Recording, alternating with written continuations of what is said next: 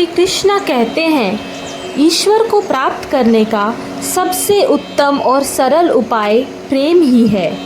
प्रेम भक्ति का प्राण भी होता है।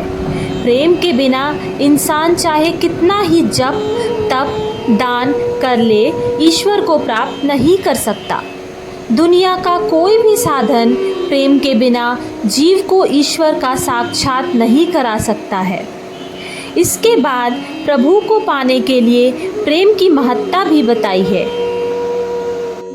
उन्होंने बताया कि गोस्वामी तुलसीदास ने भी कहा है कि भगवान के प्रति प्रेम ही भक्ति का सबसे सुगम मार्ग होता है।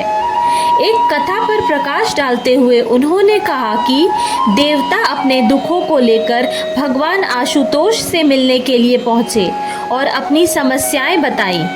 तब उन्होंने कहा कि इन समस्याओं का समाधान केवल प्रभु श्री राम ही कर सकते हैं। सारे देवताओं ने कहा कि उनको प्राप्त करने के लिए तो हमें वैकुंठ लोक और क्षीर सिंधु में जाना पड़ेगा, क्योंकि भगवान श्री राम वहीं पर निवास करते हैं।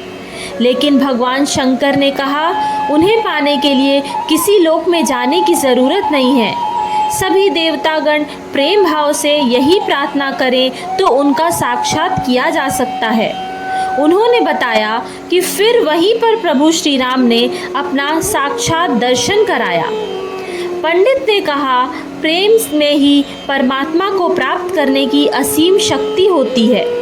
प्रेम के अभाव से सारी योग्यताएं धरी रह जाती हैं। गुरु नानक ने भी कहा, प्रेम के बिना परमात्मा को प्राप्त नहीं किया जा सकता। संत कबीर ने भी 2.5 अक्षर प्रेम को ही ज्ञान की पराकाष्ठा माना है। उन्होंने कहा कि बिना प्रेम के शस्त्र ज्ञान बोझा ढोने के समान है।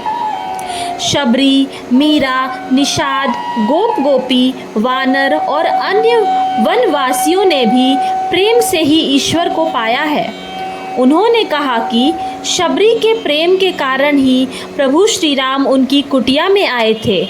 अचानक भगवान को आता देख शबरी घबरा गई, क्योंकि उसकी कुटिया में प्रभु को खिलाने के लिए कुछ भी नहीं था।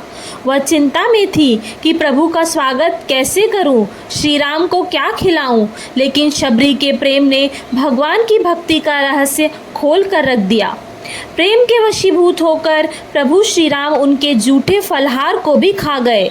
उन्होंने संसार के सभी रसों से ऊपर रखकर शबरी के फलहार के रस को सुरस यानी उपरति की संज्ञा दी।